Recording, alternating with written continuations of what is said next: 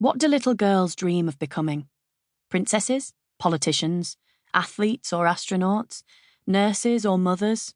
All of the above, I suppose, depending on the little girl. Well, my dream was crystal clear from the start. I wanted to be a pop star. Wait, that's not exactly true. Not a pop star, a singer. I wanted to sing, and I wanted people to hear me sing. I wanted to perform and to have everyone watch me. At family gatherings when I was little, I gave performances for my parents and anyone else I could get to watch. Now sit down, everyone, I'd say, I'm about to sing. Only it wasn't that simple. It wasn't just that I wanted to sing for people. I also wanted to get some kind of reaction to what I was doing, for people to think I was good at it. I wanted to be loved and accepted. I suppose that's all I've ever really wanted. As I got older, music and singing continued to dominate my childhood dreams. My dad, John, was hugely into music, a talented musician in his own right. He played lead guitar, piano, and bass, and he sang too. I vividly remember the photograph of him and his guitar, which was on display at my granny's house. Dad has been in quite a few bands over the years, and one of the things we have in common is that we've both performed at the Royal Variety performance and met the Queen. How cool is that? I was never what you'd call a girly girl, even back then. That said, I enjoyed art and drawing very much. One of my early efforts was a picture of myself being filmed by a camera crew walking towards a front door. Maybe it was my very own little prediction of what was to come. I don't know. I always loved cooking too, right from when I was a little girl, and I remember being in the brownies making a mean sausage and mash, which is still one of my favourites. Maybe it's because my mum has always made the best mashed potato. I guess it's the Irish in us. Whatever the time of day, if I had my eyes open, I was always active, always busy doing something.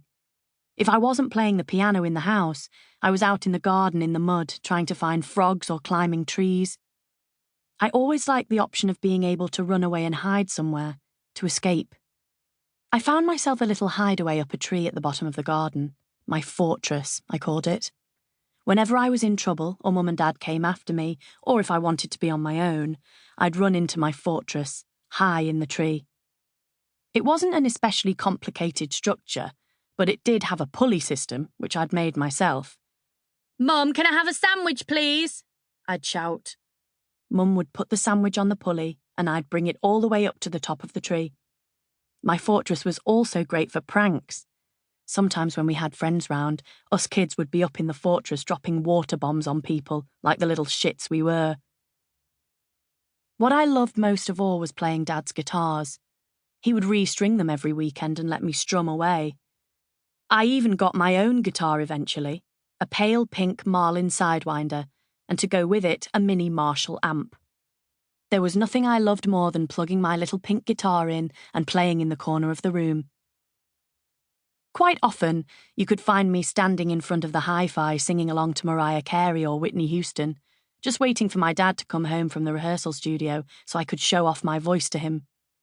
I loved singing along to those big divas, trying to reach the notes that they could. Even then, I felt like I was getting my voice strong, ready for when I became a professional singer. I guess my upbringing was what you might call unconventional. My mum, dad and I lived in a village called Raysbury, which is in the Royal Borough of Windsor and Maidenhead, and directly under the approach path of Heathrow Airport. I have a half-brother, Dave, who is 16 years older than me. Mum's son from a previous marriage. Back then we didn't really get on with one another, probably because of the huge age gap.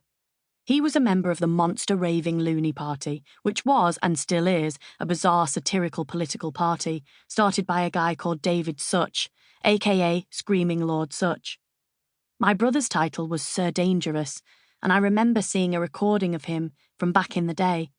Dave and Lord Such on cable TV, interviewed by none other than Sacha Baron Cohen.